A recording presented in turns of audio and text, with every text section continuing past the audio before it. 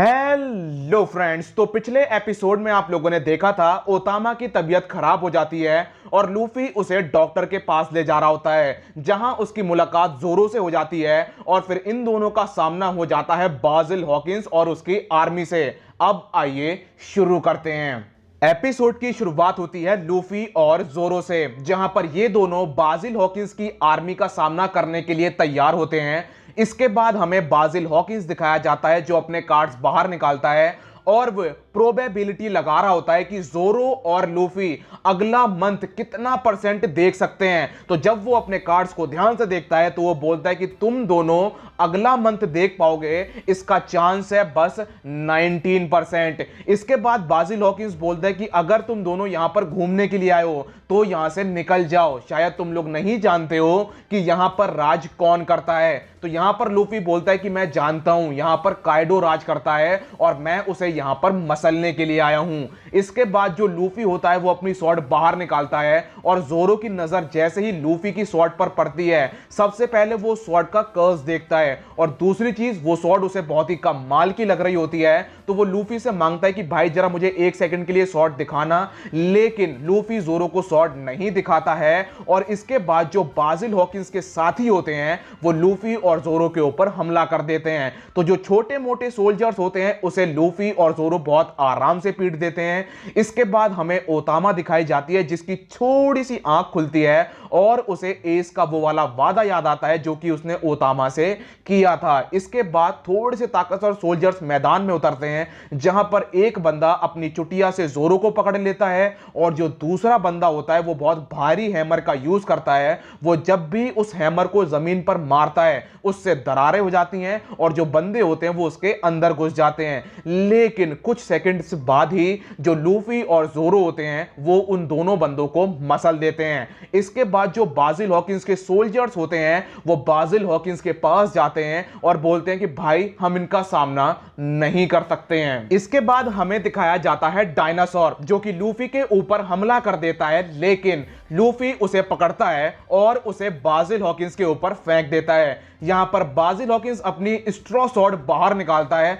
जो कि देखने में बहुत ही ज्यादा कमाल की होती है और उससे वो उस डायनासोर की हालत खराब कर देता है। इसके बाद बाजिल हॉकिंस अपनी स्वॉर्ड की पावर दिखाता है, उसकी स्वॉर्ड देखने में बहुत ही ज्यादा कमाल की होती है और इसी दौरान जो जोरो होता है वो बाजिल हॉकिंस के ऊपर एक स्लैश रख देता है जिससे बाजिल हॉकिंस को अच्छा खासा डैमेज होता है। लेकिन यहां पर जो बाजिल हॉकिंस का डेविल फ्रूट होता है वो बाजिल हॉकिंस को बचा लेता है और जो जोरो ने स्लैश मारा होता है वो स्लैश सीधा बाजिल हॉकिंस के साथी को पड़ता है। इसके बाद जो बाजिल हॉकिंस की स्ट्रॉ स्वॉर्ड होती है वो एक स्ट्रॉ मॉन्स्टर का रूप ले लेती है जो कि देखने में बहुत ही कमाल की लग रही होती है और फिर बाजिल हॉकिंस अपने कार्ड्स को बाहर निकालता है। बाजिल हॉकिंस के जो कार्ड्स हैं वो देखने में कमाल के लग रहे होते हैं और वो बताता है कि अगर अच्छा कार्ड निकले तो बाजिल हॉकिंस बहुत ही ज्यादा पावरफुल बन सकता है और अगर खराब कार्ड निकले तो बाजिल हॉकिंस के लग भी जाते हैं। तो यहां पर जो सबसे पहला कार्ड निकलता है उसका नाम होता है द रिवर्स्ड फूल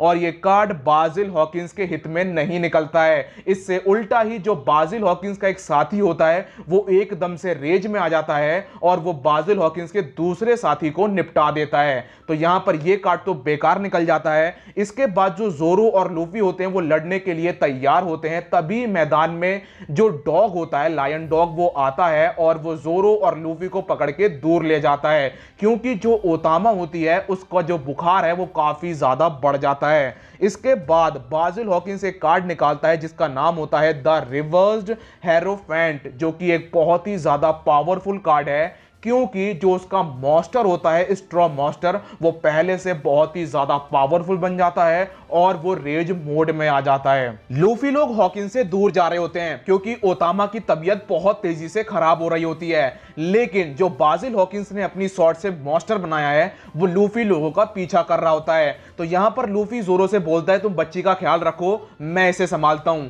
लेकिन जोरो का लड़ने का मन कर रहा होता है तो वो बोलता है कि लूफी बच्ची को तुम संभालो, मैं इसका सामना करता हूं। तो यहां पर अब मॉन्स्टर और जोरो में लड़ाई हो जाती है, जहां पर मॉन्स्टर शुरुआत में जोरो के ऊपर भारी पड़ रहा होता है, लेकिन जोरो 1 गोरिल्ला और 2 गोरिल्ला नाम की टेक्निक का यूज करता है, जिसमें उसके डोले फूल जाते हैं और जोरो की स्ट्रेंथ बढ़ जाती है।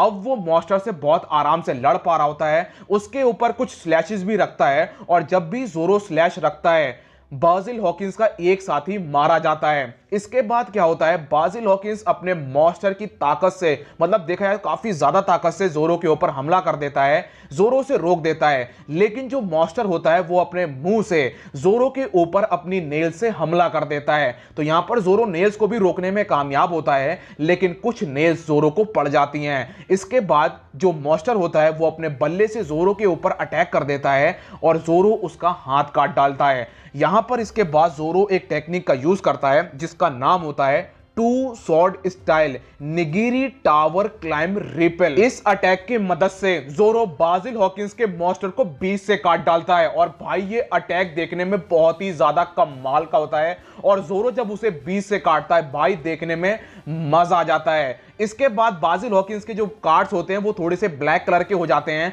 और यहां पर जो बाजिल हॉकिंस का साथी होता है वो बोलता है सर क्या हम इनका पीछा करें। तो यहां पर बाजिल हॉकिंस बोलता है कि उसका कोई फायदा नहीं है, इन्हें एक इंसान मिलने वाला है, जिसके बाद ये लोग बहुत आराम से यहां से निकल जाएंगे।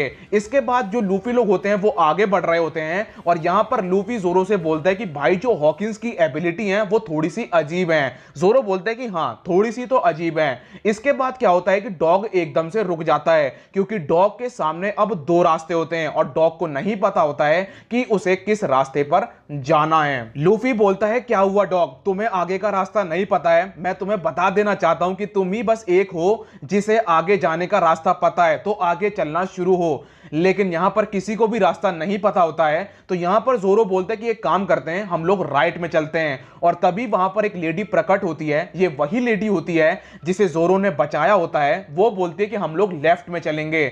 जिसके बाद जोरो बोलता है कि तुम तो वही हो ना? वो बोलती है कि हाँ मैं वही हूं जिसकी आपने मदद करी थी, और आप काफी ज्यादा पावरफुल हो, आपने हॉकिंस को रोक दिया और इसके बाद आपने मेरी जान भी बचाई थी, उसके लिए शुक्रिया। इसके बाद लेडी की नजर पड़ती है ओतामा के ऊपर, तो वो देखकर उसे पहचान लेती है और वो लूफी से बोलती है क्या मैं इसका ख्याल रख सकती हूं? तो यहां पर लूफी बोलता है कि बिल्कुल आप इसका ख्याल रख सकती हो, लेकिन मैं आपको बताना चाहता हूं कि मैं इसे डॉक्टर के पास ले जा रहा हूं क्योंकि इसने रिवर का पॉल्यूटेड पानी पी लिया है। तो यहां पर जो लेडी होती है वो बोलती है कि आप इसे डॉक्टर के पास मत ले जाओ, आप इसे मेरे टी हाउस में ले चलो, वहां पर मेरे पास कुछ जड़ी बूटियां हैं जो कि इसे ठीक कर देंगी। तो यहां पर लूफी उसकी हेल्प लेने के लिए तैयार हो जाता है। जो लेडी इनकी मदद करने वाली है उसका नाम है शूरू, और ये लोग अब निकल पड़ते हैं शूरू की टी हाउस की तरफ। इसके बाद हमें ओकोबोरे टाउन दिखाया जाता है, जहां पर हमें जो शूरू होती है उसके टी हाउस की वेट्रेस दिखाई जाती है जिसका नाम होता है ओकीकू।